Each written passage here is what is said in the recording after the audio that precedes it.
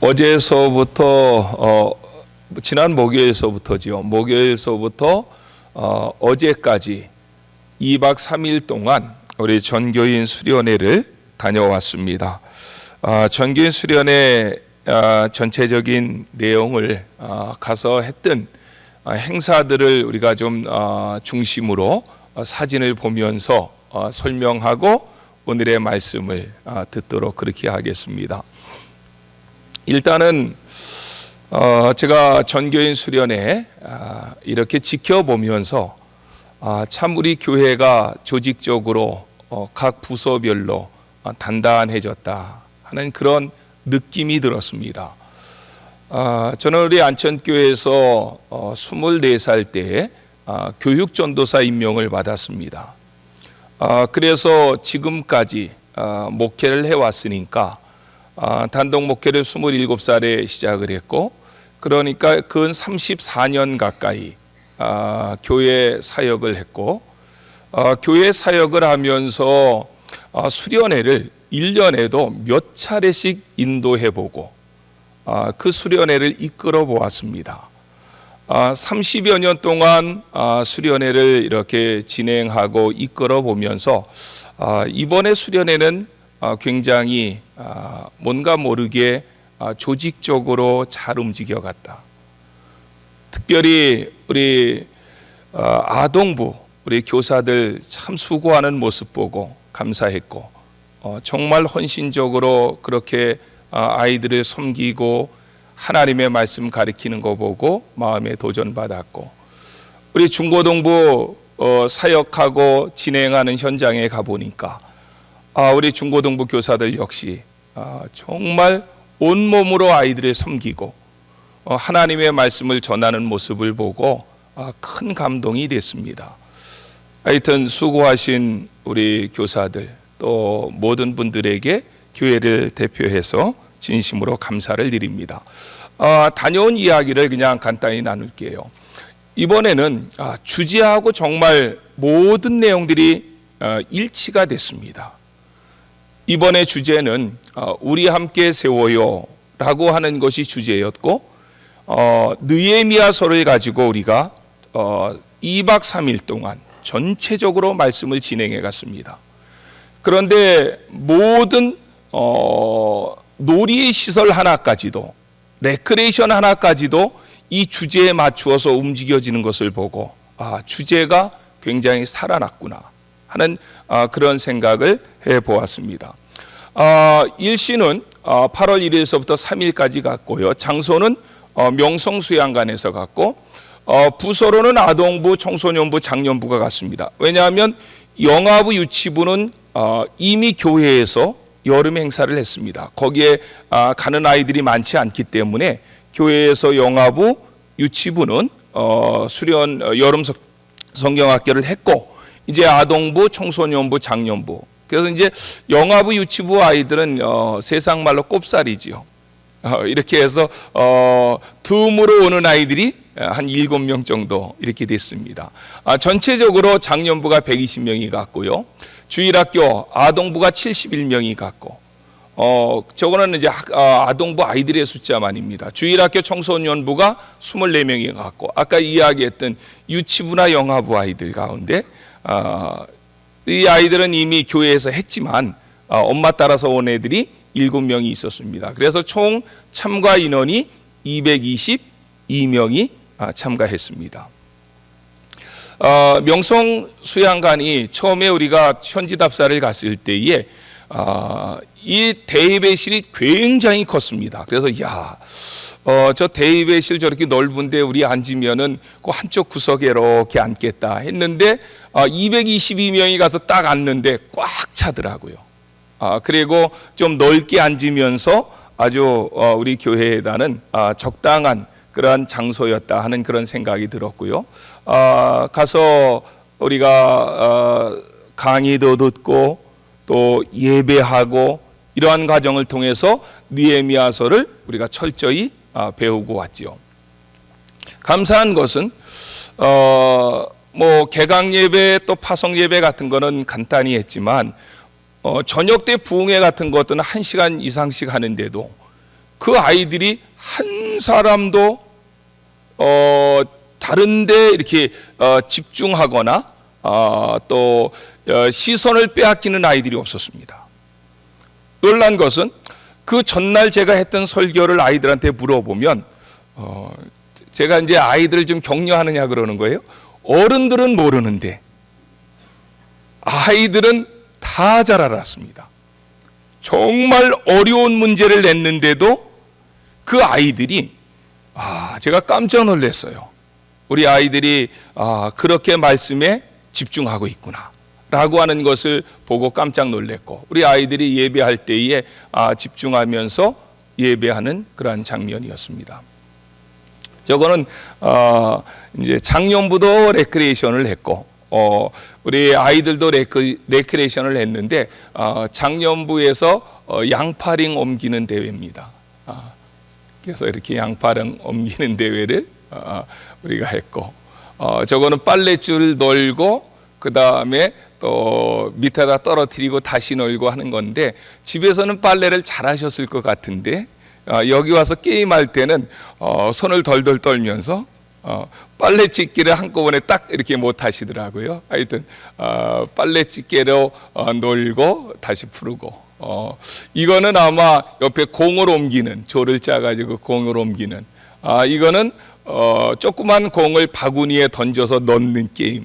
하여튼 다양한 게임들을 우리가 했습니다. 이거는 돼지를 몰고 가는, 그래서 이렇게 축구 연습할 때 했던 것처럼 이렇게 몰고 가는 그러한 게임이었고요. 아이들 게임 역시 굉장히 다양하게 진행되었습니다. 아이들이 여러 파트로 나누어서 선생님들을 중심으로 해가는 모습을 우리가 보는데, 이거는 컵쌓기, 또 중고등부 아이들은 중고등부 아이들대로 갇혀서 예배하고 찬양할 때는 온 성도들이 함께 손을 들고 하나님 앞에 찬양하고, 또 나무 그늘이 많아서 중간중간 앉아서 쉬면서 담화를 나누기도 하고, 여러 가지 명랑 운동회의 조별로 나누어서 했던 내용들이고, 이거는 그 다음 날 아마 커봄 기억이었던 것 같아요.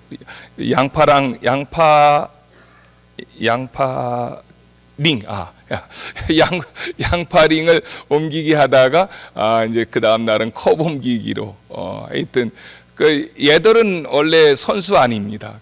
옆에서 앉아서 보다가 재밌으니까 지들끼리 하는 거고 그래서 이거는 신문으로 디자이너가 돼서 저기를 만드는 거고 그래서 이렇게 만드는 걸 보고 너무 웃기다 이런 표현도 짓고 하여튼 요거는 우리 함께 세워요 도미노 쌓기 대회 했습니다. 중고등부 애들은 영어로 Let's build it up 이렇게 영어로 했고 어른들은 한국말로 우리 함께 세워요. 이 도미노가요 되게 비쌉니다. 빌려오는 거. 그런데도 주제하고 맞기 때문에 함께 협력해서 뭔가를 이렇게 쌓아가는 이런 것들을 하기 위해서 우리가 도미노 게임도 했고요. 이거는 아마 주일학교 애들이 바깥에서 하는 게임이었습니다. 장소가 넓어가지고 굉장히 했고, 이거는 강사님들 모셔서 특강하는 순서, 아주 전문 강사들이 오셔서 가정에 대해서 교회에 대해서 했고, 거기에 이제 한켠에 큰 스위밍 풀이 있어서 중고등부 아이들이 아마 수구했던 것 같습니다. 이거는 아이들 놀이터에서 놀고, 뭐 아이들이 일렬로 맞췄다가 이렇게 쫙 쓰러지는 그런 게임도 하고, 하여튼 이 수영장도 넓었고 아주 물도 깨끗했고 참 좋은 시간들이었고, 우리 주일학교 애들 다시 저녁 때 모여서 부흥회 할 때 어떤 애는 너무 낮에 물놀이를 심하게 해가지고 부흥회 하는 순간에 깊은 잠으로 빠졌고 그래서 그런 아이들은 한쪽 칸에서 했고, 어떤 아이들은 열심히 기도하면서 말씀을 들었고, 마지막 날 밤에는 우리 주일학교 아이들하고 어른들이 한 자리에 둥그렇게 서가지고 서로를 안아주고 축복하는 그런 시간들을 가졌습니다.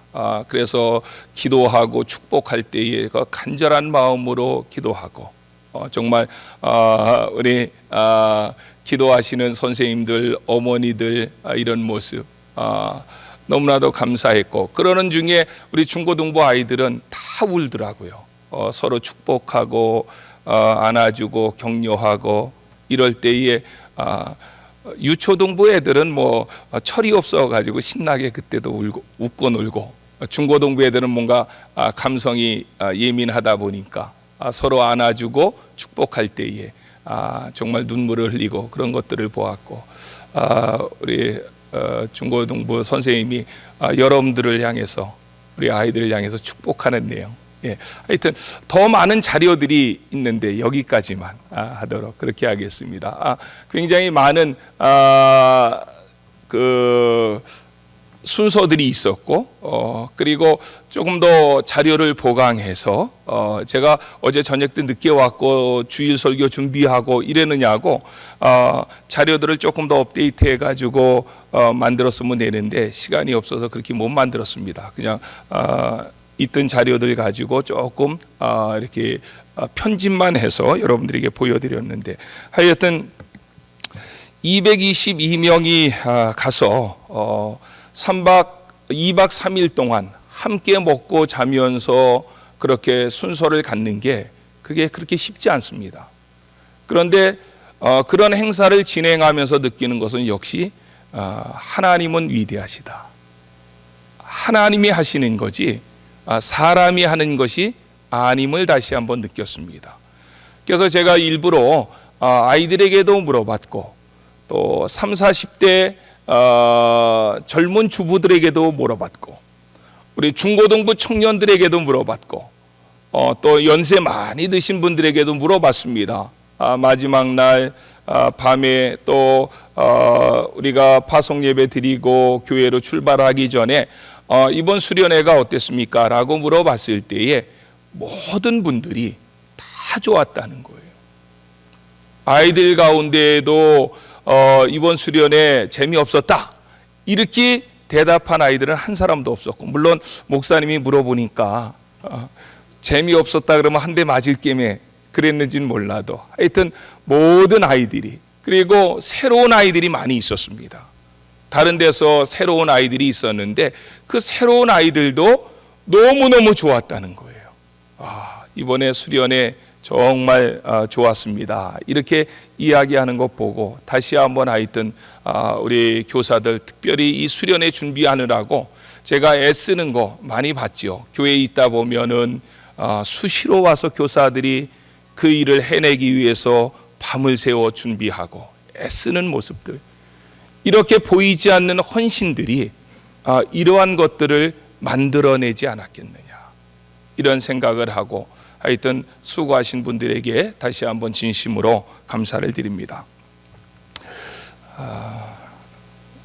이런 얘기를 하면 부담 없이 할 수 있는데 이제 설교를 이제 시작하면은 머리가 복잡해지는 그런 시간입니다. 그러나 오늘 이 읽은 말씀을 가지고 우리가 이 시간에 하나님의 말씀의 은혜를 함께 나누려고 합니다.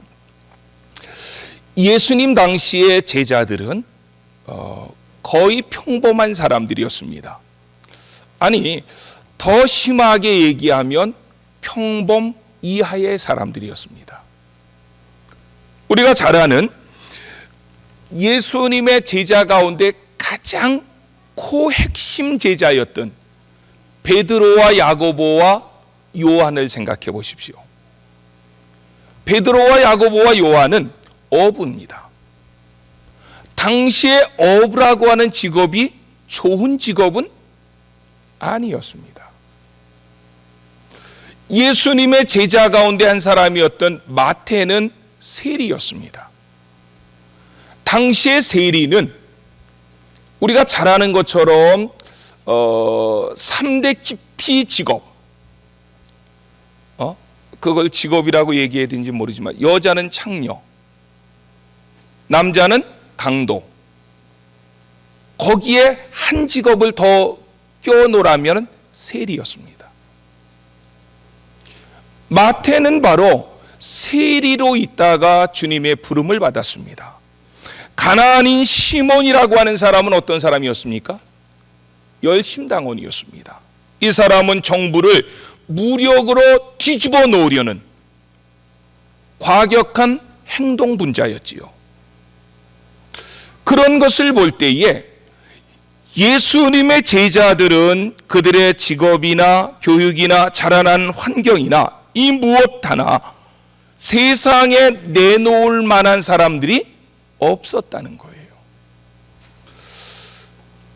그 제자들은 부활하신 날 새벽에 예수님의 부활의 현장에 갔었던, 그 예수님의 무덤이 있었던 곳에 갔던 막달라 마리아와 다른 마리아들로부터 예수님이 부활하셨다는 소식을 들었습니다.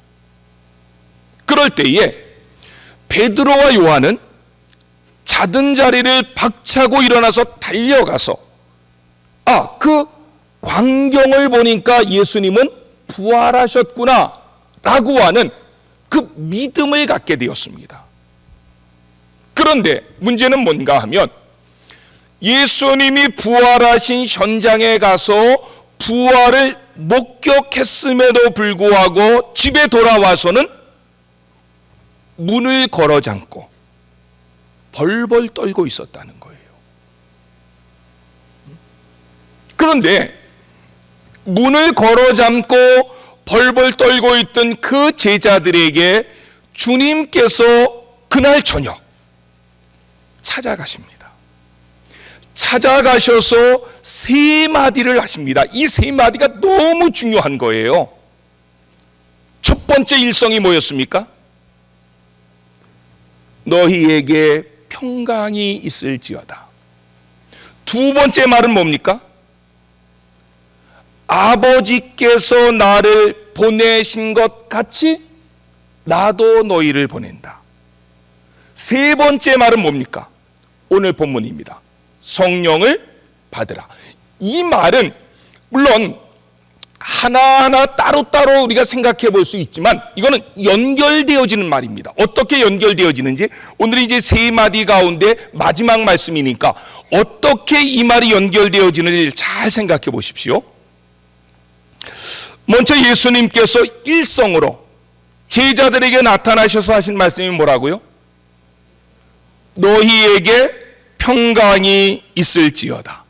그런데 우리가 생각할 것은 예수님께서 제자들에게 주시고자 했던 평강은 요한복음 14장 27절에 있는 말씀처럼 세상이 주는 평강과는 달랐다는 거예요.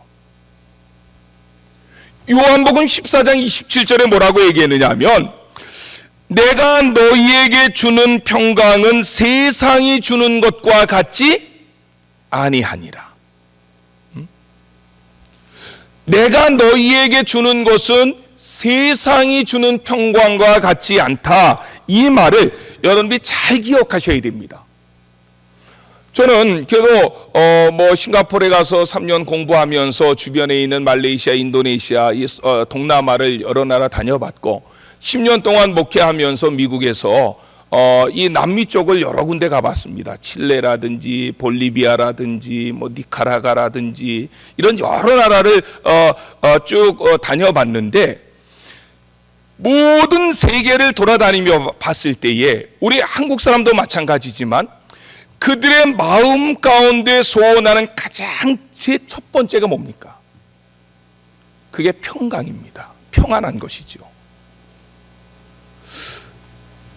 모든 사람들은 나라가 평안하기를 원하고 교회가 평안하기를 원하고 가정이 평안하기를 원하고 내 마음의 평강이 넘치기를 소원합니다.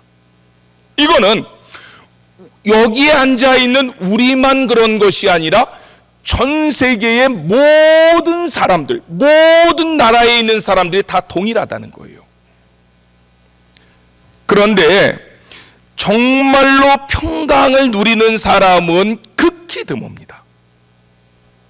여러분들 주변에 보십시오. 정말 마음의 평강을 누리는 사람이 얼마나 되는지. 저는 그래도 목회를 한 30년 가까이 하다 보니까 얼굴을 보면 대충은 알 것 같아요. 자세히는 몰라도 저 사람은 정말 마음이 평강하구나.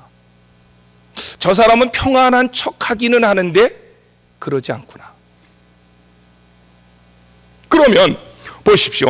모든 사람들이 다 평강하기를 원하지만 왜 정말 평강한 사람들이 많지 않을까요? 그거는 평강의 방법이 잘못됐기 때문에 그래요.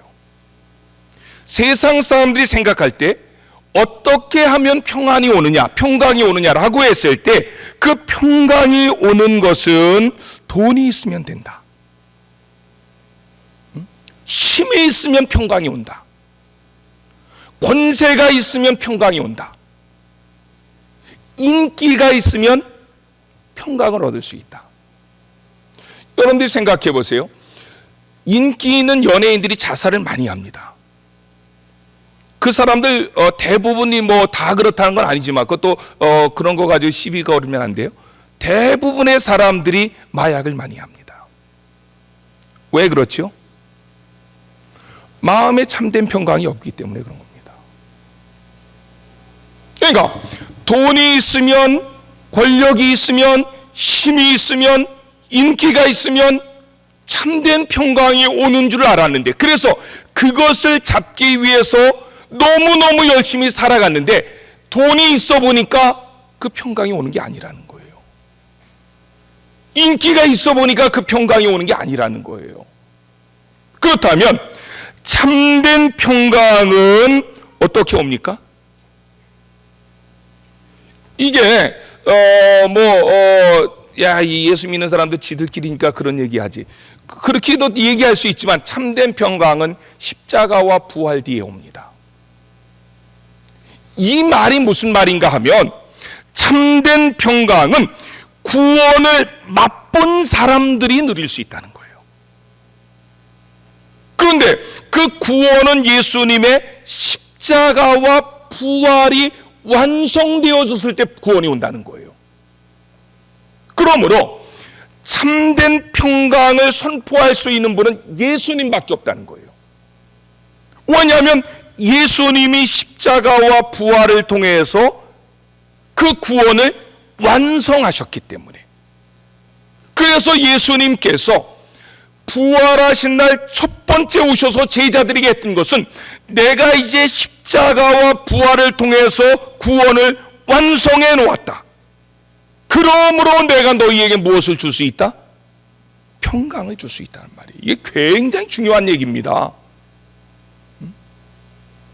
참된 평강은 돈으로 오는 게 아니라, 권세로 오는 것이 아니라, 힘으로 오는 것이 아니라, 인기로 오는 것이 아니라 구원을 맛보았을 때, 구원이 뭔지를 알았을 때, 나를 구원해 주신 그 주님과 영적인 교제가 이루어질 때에, 그때에 참된 평강은 비로소 오는 것인 줄로 믿습니다. 다른 건 다 사상두각이라는 거예요. 여러분들이 참으로 평강하십니까? 스스로 생각해 봐야 돼요. 아직도 교회 생활을 오래 했는데도 참된 평강이 없다. 그러면 구원의 은혜가 여러분들에게 부족하기 때문에 그런 것입니다.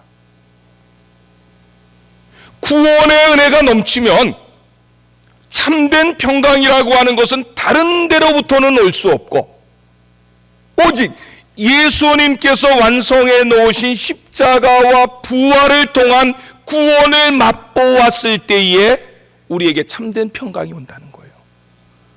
그런 의미로 옆에 분들하고 주님의 이름으로 평강을 전합니다. 한번 해보십시오.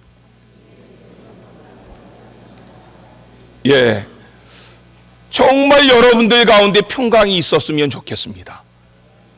돈 때문에 그런 것이 아니고 권세 때문에 그런 것이 아니라 예수님 때문에, 예수님의 십자가와 부활 때문에 나에게 그런 평강이 있다면 그 사람이 가장 행복한 사람입니다. 그러면 보십시오. 이 평강을 받은 제자들은 반드시 어떻게 해야 되느냐, 이게 굉장히 중요한 거예요. 세상으로 나가야 된다는 거예요. 그래서 교회는 모였다가 흩어지는 교회가 되어야 되는 거예요. 이게 성경이 가르쳐주는 교회상입니다. 교회로 모여가지고 구원의 은혜를 받아야 되고, 그 구원의 평강을 누려야 되고, 그 구원의 은혜를 받은 사람들은, 평강을 얻은 사람들은 세상으로 나가야 됩니다. 그런데 우리가 여기서 질문을 던져야 돼요. 이게 굉장히 중요한 질문입니다. 우리가 세상에 무엇하러 나가는 겁니까? 예? 우리가 모이는 교회, 흩어지는 교회 얘기는 많이 해요. 그러면 모이는 교회는 모여서 이 구원을 받는 것이고, 구원을 통해서 평강을 얻는 것인데, 그러면 구원을 받은 사람들이, 평강을 누린 사람들이 세상으로 나가야 된다고요. 그러면 나가서 뭐 하는 거냐 이거예요. 무엇하러 나가냐 이거예요.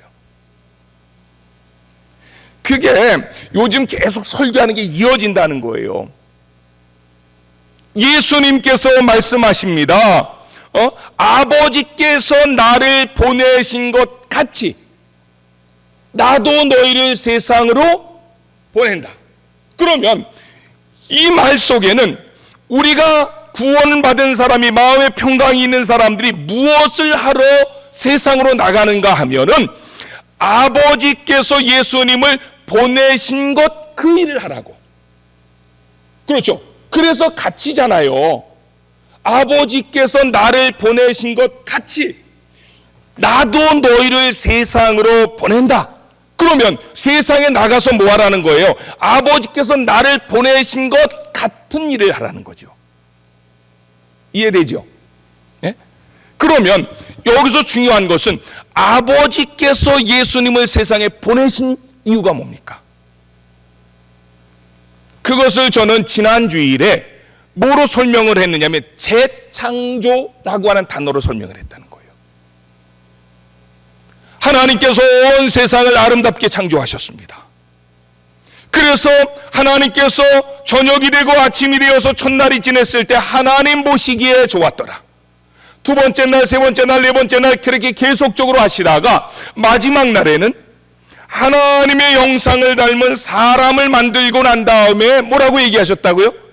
하나님이 보시기에 심히 좋았더라. 그런데 하나님이 보시기에 좋았던 세상, 하나님이 보시기에 심히 좋았던 사람들이 죄라는 것이 들어오면서 완전히 망가졌다는 거예요. 파괴되어지고 썩었고 부패하게 되었고, 그래서 하나님이 보실 때 파괴되어지고 썩어갔고 부패되어진 세상을 볼 때 마음이 너무너무 아파서 하나님이 만들어 놓은 세상을 새롭게 하기를 원하셨던 거예요. 누구를 통해서? 예수님을 통해서. 그러니까 예수님이 오신 목적은 하나님이 만들어 놓으신 세상이 파괴되었을 때, 무너졌을 때에, 더러워졌을 때, 썩어졌을 때, 어두워졌을 때에 그것을 재창조하라고, 새롭게 하라고 하나님께서 예수님을 이 세상에 보내셨다는 거죠. 그리고 예수님은 하나님 앞에 순종함으로 하나님의 뜻을 행하는 것이 나의 양식이다. 예수님 그렇게 말씀하셨다니까요. 한 번도 예수님은 자기 생각대로 말한 적이 없었고 자기 뜻대로 행동한 적이 없었다니, 다 하나님의 뜻대로 행했다는 거예요. 하나님 앞에 철저히 순종함으로 예수님은 재창조의 사역을 완성하셨다는 거예요.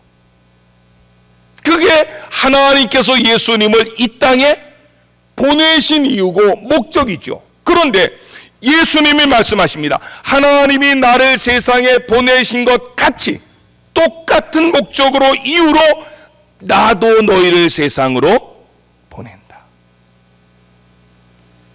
그러면 우리가 세상으로 나가서 해야 될 일이 뭐라고요? 재창조하라고. 그 얘기를 또 어떤 사람 오해해가지고 그럼 난 십자가에 죽었다 3일 만에 살아나야 되는가? 그거 아니고 예수님이 완성해 놓으신 십자가와 부활의 이 소식을 만나는 사람마다 전하는 거예요. 알리는 거예요. 그 사람들에게 나누어 주는 거예요. 적용하는 거예요.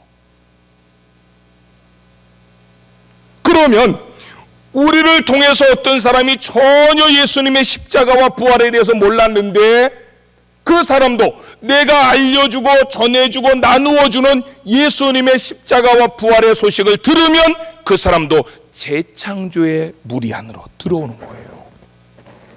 그게 교회예요. 그런데 오늘 세 번째 말씀은 어떻게 이어지느냐? 그 일을 내심으로는 절대 못한다는 거예요. 제일 교회에서 안타까운 사람이 누구냐? 일은 열심히 하는데 자기 힘으로 하는 사람입니다. 이 사람은 옆에서 볼 때 참 안타까워요. 일을 하고 나서 열매도 없고 힘은 힘대로 들고, 왜냐하면 자기 힘으로 했기 때문에. 하나님께서 예수님을 이 땅에 보내신 것은 재창조의 사역을 위해서 보냈고, 예수님이 우리를 다시 세상으로 보내신 것은 예수님께서 완성해 놓으신 재창조를 사람들에게 알리고 적용하고 선포하라고 됐죠. 그런데 마지막에 중요한 거, 이게 그 일을 누구의 힘으로? 성령의 힘으로. 그래서 예수님이 세 번째 말씀이 숨을 내쉬며 이르시되 성령을 받으라, 이렇게 했다는 거예요. 그러니까 우리는 예수님이 부활하신 다음에 첫 번째 나타나셔서 하셨던 이 말씀, 이 세 가지가 너무 중요한 거예요. 평강을 전하노라, 평강을 받으라, 이 말씀, 아버지께서 나를 보내신 것 같이 나도 너희를 보낸다, 이 말씀, 그리고 성령을 받으라. 이게 따로따로 떨어져 있는, 글쎄 그렇게 표현하면 모르겠지만 이게 따로 국밥이 아니라 이거는 하나의 얘기죠. 이 큰 흐름의 하나의 이야기를 예수님이 부활하신 다음에 첫 번째 제자들에게 나타나셔서 하셨다는 거예요. 그런데 성령을 받으라, 이게 쉬운 얘기 같지만 쉽지 않아요, 결코. 오늘은 이 얘기를 좀 더 깊이 있게 살펴보자는 거예요. 성령을 받으라 하는 이 이야기를. 그러면 보십시오. 예수님께서 그냥 성령을 받으라 이렇게 말하시면 되는데 22절 하반절이 있거든요. 성령을 받으라, 성령을 받으라, 6글자인데 이렇게 말하지 않으셨다는 거예요. 성령을 받으라 이 말을 하기 전에 앞에 있는 단어가 중요하다는 거예요. 앞에 있는 단어. 그 앞에 있는 단어가 뭐냐? 22절에 보니까 이 말씀을 하시고, 이 말씀이라는 것은 아버지께서 나를 보내신 것이 나도 너희를 세상으로 보낸다, 이 말씀을 하시고 그들을 향하여 숨을 내쉬며, 이 표현이 중요합니다. 그냥 아버지께서 나를 세상에 보내신 것 같이 나도 너희를 세상으로 보낸다, 그렇게 하고 난 다음에 이 말씀을 하시고 성령을 받으라 이렇게 얘기할 수 있는데 앞에 단어를 썼다는 거예요. 이 단어 무슨 단어예요? 숨을 내쉬며. 이게 그냥 성경에는 쓸데없는 말이 하나도 없어요. 실질적으로 필요한 말만 써도 이렇게 두껍고, 조금 더 덜 필요한 말까지 쓰려면은 이 하늘이 서고라 할지라도 그거 다 쌓아놓을 수 없을 만큼 예수님이 하신 말씀이 많다라고 하는 게 요한복음 20장 마지막 절이에요. 그래, 예수님이 하신 말씀이 그렇게 많은데 괜히 쓸데없는 말 집어넣을 필요 없잖아요. 이 말씀은 의미가 있기 때문에 집어넣었다는 거예요. 그렇죠? 그렇다면 숨을 내쉬며 이렇게 말씀하셨을 때에 이 숨이라고 하는 말, 이 단어, 이 숨, 이 말이 뭐냐? 예수님이 하고 숨을 내쉬면서 성령을 받으라 이렇게 했다면 이 말이 뭔지에 대해서는 어디를 찾아봐야 됩니까? 이 말이 뭐를 의미하는지는 어디를 찾아봐야 그게 그림자로 우리에게 보여준 얘기고 그게 실제로 지금 예수님이 하신 말씀이죠. 구약을 찾아봐야죠. 물론 창세기 이렇게 얘기해도 되지만 구약을 찾아봐야죠. 그러면 구약 성경 전체 창세기에서부터 말라기까지 봤을 때에 숨을 내쉬며 라고 했던 이 요한복음 20장 22절에 있는 요 말과 같은 똑같은 단어가 구약성경에선 2번 사용되었습니다. 2번. 숨을 내쉰다 라고 하는 이 말이 2번 사용되었는데 어디에서 사용되었느냐? 굉장히 중요하기 때문에 저는 남발하지 않았다고 봐요.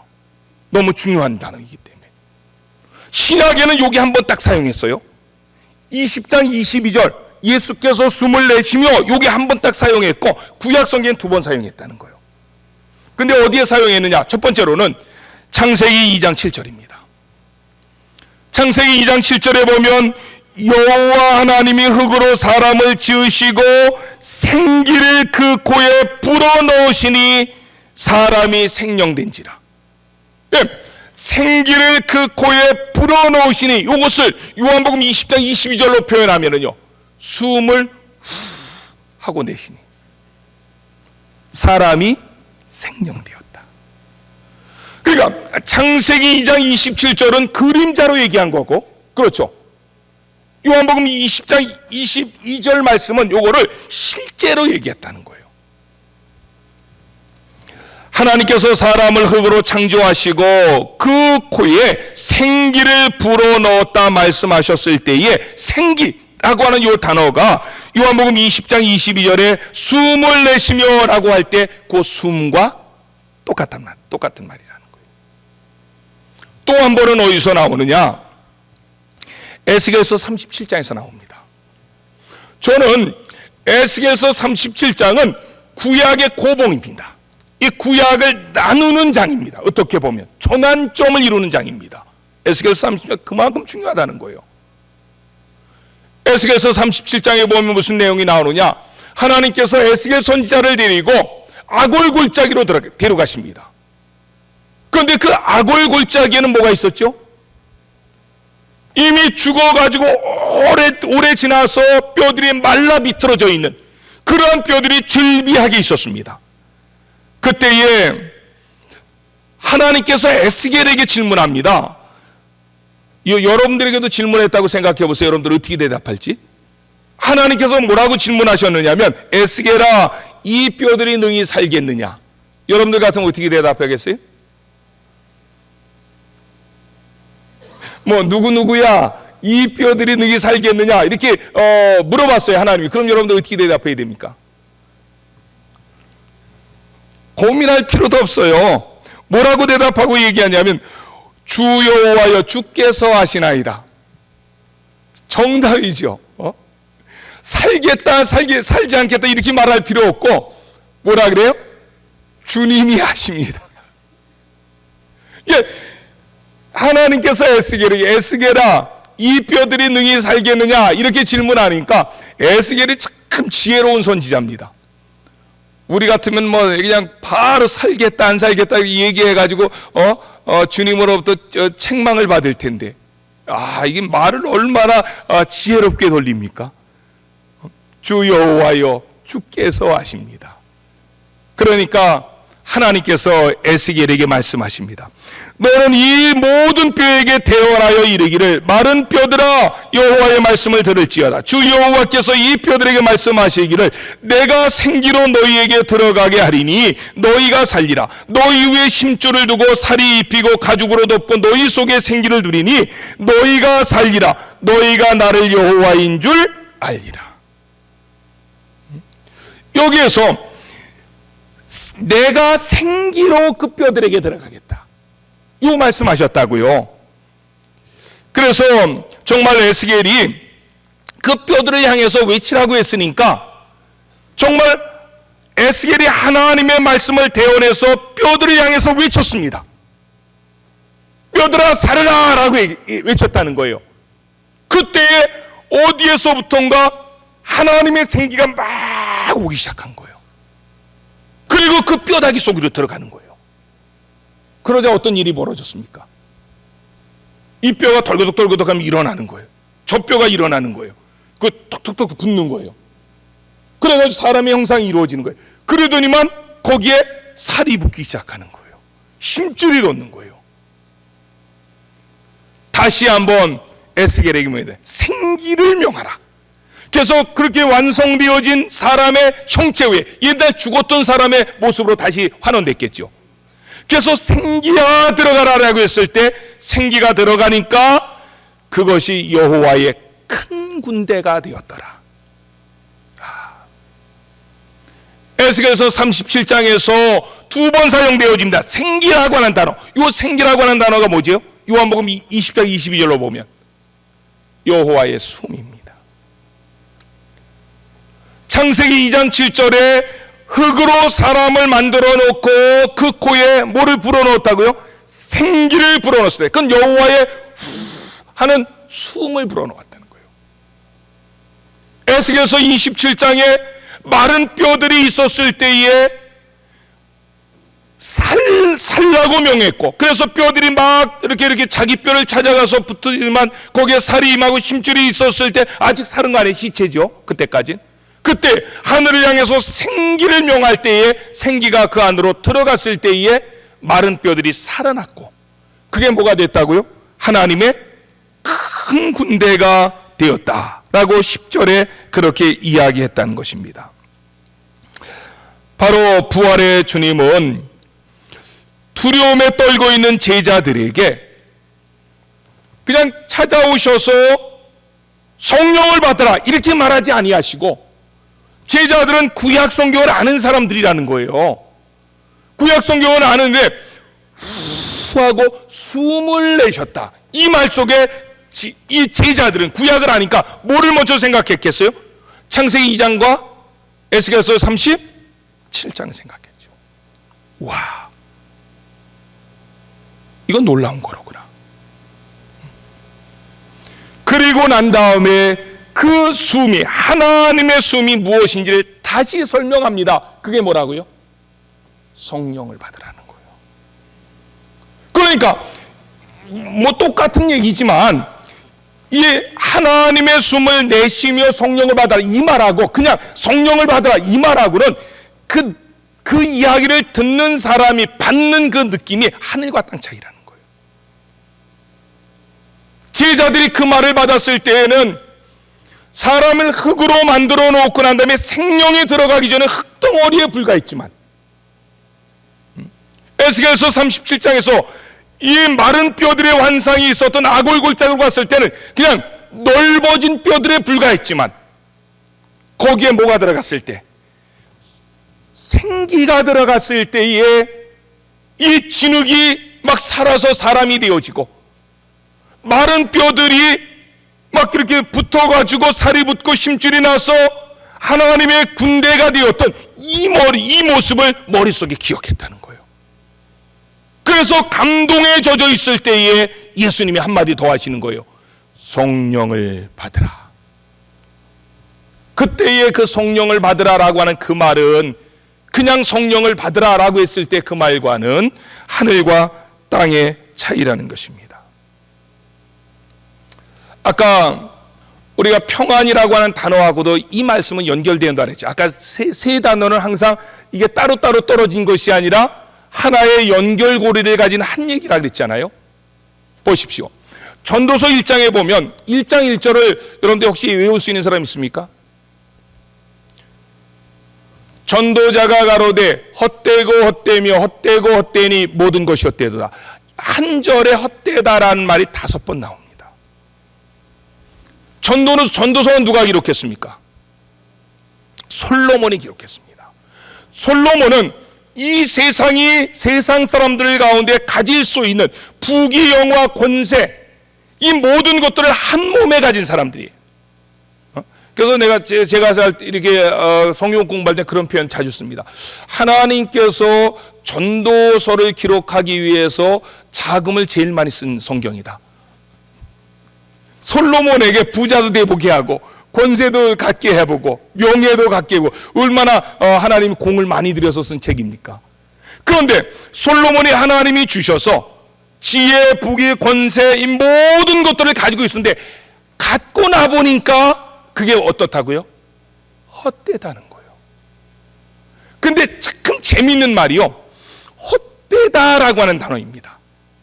헛되다라고 하는 단어는 헤벨이라고 하는 시브리어 말이에요. 헤벨. 근데 헤벨이라고 하는 말이 무슨 뜻인지 아십니까? 그게 인간의 숨 이런 뜻입니다. 와, 이 요한복음 20장 22절과 이 성경이 연결되어지는 게요, 기가 막히다니까요.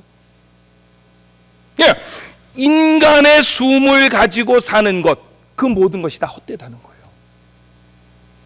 우리는 인간의 숨결이 아닌 어떤 숨결? 하나님의 숨결. 이것을 가지고 살아갈 때의 삶에 의미가 있다는 거예요. 그래서 좀 권세 있다고, 지식이 있다고, 뭐 힘이 있다고 까부는 사람에게, 그 당시 이제 까불었던 사람이 많았던 거예요. 누구 때? 이사야 선지자 때. 좀 돈이 있고 힘이 있고 권세 있다고. 그때 하나님 뭐라고 얘기했냐? 너희는 인생을 의지하지 말라. 그의 호흡은 코에 있나니 수에 칠 가치가 어디 있느냐. 그 얘기는 무슨 말이냐면 코 막고 3분만 있으면 죽는다는 거예요. 우리 인생이 인간의 숨을 의지하고 살아갈 때에 그게 영원한 것 같지만 하나님이 코 막고 3분만 있으면 죽는다니. 특히 저는 그래도 이 심호흡이 되게 깊었던 사람이에요. 이렇게 옛날에 학교 다닐 때 후 불면 이렇게 호흡이 얼마나 됐냐 이렇게 올라가고 그런 거 있어요. 그래서 이제 옛날에 수영할 때도 이제 굉장히 제가 물속에 오래 들어가 있었는데, 이번에 이제 애들하고 제가 이제 수련회 가가지고 2시간 수영을 했는데, 꼬마들이에요. 막 초등학교 1학년, 2학년, 3학년짜리 얘들하고 물놀이를 한 2시간 했는데 되게 힘들었어요. 그래서 이제 걔들하고 이제 한 번은 물놀이 하다 얘기해서, 야, 우리 물 속에 들어가서 누가 제일 오래 있나 하자. 그래가지고 이제 몇 명이 같이 한 거예요. 근데 내가 물 속에 쫙 들어가지고 한참 있는 줄 알고 딱 일어났는데 옆에서 심판 보는 애가, 목사님이 꼴등이에요. 근데 아직까지 그 초등학교 1학년, 2학년짜리 아직 물 속에 있는 거야. 그래서 나이가 들수록 숨이 짧구나. 그래서 제가 이게 인간의 숨, 이거를 의지하는 것은 다 헛되구나. 인간의 숨과 반대되는 개념은 하나님의 숨입니다. 그 하나님의 숨을 구약에는 그림자로 얘기한 거예요. 창세기 2장 7절에서 에스겔서 37장에서, 그러다가 요한복음 20장 22절에 와서 직접 말하는 거예요. 그런데 구약의 개념을 끌어와 가지고 그것을 설명하기 위해서 숨을 내쉬며 이르시되 성령을 받으라, 이렇게 했다는 거예요.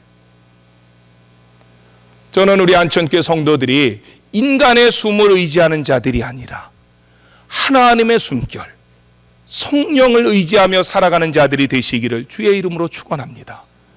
성령을 의지하며 살아가던 자들의 그 모습이 어디 나오느냐? 사도행전 2장에서 성령이 온 다음에 3장, 4장, 5장 그 뒤에 마지막 28장까지 나오는 거예요. 제자들이 변합니다. 예수님의 부활의 현장까지 보았던 제자들은 벌벌 떨고 있었는데 성령 받은 제자들은 그러지 않았습니다. 문을 박차고 나가가지고 얘기합니다. 너희가 십자가에 못 박아 죽인 예수를 하나님이 죽은 자 가운데 다시 살리셔서 우리의 주와 그리스도가 되게 하셨느니라. 그날의 말씀을 받고 사람들이 회개합니다. 어찌할꼬 가슴을 치며 회개할 때 그날에 회개하고 죽게 돌아온 사람이 3,000명이나 되었더라. 헤벨 뭐라고요? 인간의 숨이에요. 인간의 숨을 의지하지 마시고 하나님의 숨, 그것을 다시 풀어 설명합니다. 요한복음 20장 22절에서는 그게 뭐라고요? 성령을 받으라. 성령을 받고 성령이 충만해서 정말 이 남은 생애를 살아갈 때 우리는 예수님이 두 번째 하신 말씀, 그걸 이룰 수 있는 거예요. 그 두 번째 하신 말씀이 뭐예요? 아버지께서 나를 보내신 것 같이 나도 너희를 보낸다. 이 선교적인 사명을 이룰 수가 있는 것이고, 첫 번째 말씀도 이룰 수 있는 거예요. 이게 세 번째 말씀이. 첫 번째 말씀 뭐예요? 평강이 있을지어다. 성령을 받은 사람이 평강하다는 거예요. 그래서 예수님이 부활하신 다음에 첫 번째 제자들에게 나타나셔서 하신 이 세 마디의 말씀은 예수 믿는 사람들에게 꼭 필요합니다. 평강이 있을지어다. 아버지께서 나를 세상에 보내신 것 같이 나도 너희를 세상에 보낸다. 숨을 어느 부흥회 가서는 또 이 말을 부흥 강사님이 잘못 오해해가지고 입 벌리라고 성령 들어가신다. 그거 아니에요. 그렇게 하면 이단이고. 이제 어떻게 우리가 성령 충만한 것을 생활을 할 수 있냐, 이런 건 우리가 제자 훈련하면서 성경을 배우면서 더 많이 배워가시고, 지금은 이 큰 그림, 이 세 개의 그림만 여러분들이 머릿속에 잘 기억하시면, 인간이 정말 평안할 수 있는 비결이 뭔지, 우리가 이 땅에 살아서 남은 생에 어떻게 살아야 될지, 어떤 사람이 능력 있는 삶을 살지. 제가 꼭 하고 싶은 이야기가 있는데 23절 얘기는 다음 주에 다른 설교하면서 좀 이어갈게요. 23절도 굉장히 중요하거든요. 근데 시간을 보니까 오늘 너무 시간이 돼서, 너희가 누구든지 누구의 죄든지 사하면 사해질 것이요 누구의 죄든지 그대로 두면 그대로 있으리라. 이 말씀은 다음 주에 설교하면서 조금 제가 더 덧붙여 설명해요. 23절도 이게 굉장히 중요한 내용인데, 이걸 지금 설명하려면은 2부 예배 오시는 분들이 차를 못 타요. 그래서 또 제가 욕을 먹어요. 늦게 끝내가지고 행길에서 오래 기다렸다고. 그래서 오늘은 여기까지만 하고, 대신 다음 주에 23절 말씀은 조금 더 그 의미를 설명해 드리도록 그렇게 하겠습니다. 우리 한번 기도합시다. 오늘 꼭 기억하실 것은 하나님의 숨입니다. 하나님의 숨. 그 하나님의 숨을 뒤에서 다시 설명합니다. 그건 뭐라고요? 성령입니다. 성령. 그런데 헤벨이라고 하는 단어, 전도서 1장 1절에 헛되고 헛되며 헛되고 헛되니 모든 것이 헛되다, 이것은 인간의 숨입니다. 헛되다라고 하는 말은 인간의 숨입니다. 혹시 이제까지 인간의 숨을 의지하고 자랑하지는 않았는지 되돌아보시고, 그러기 때문에 평강이 없었던 것입니다. 그렇기 때문에 주님께서 우리에게 주신 사명을 감당하지 못했던 것입니다. 성령님, 내 마음의 문을 엽니다. 오시옵소서. 충만케 하시옵소서. 그래서 성령이 주는 그 기쁨을 맛보게 하시고, 우리를 이 땅에 남겨둔 살라고 하신 그 사명을 감당할 수 있게 해달라고 우리 1분 동안만 주여 한번 외치고 기도합시다.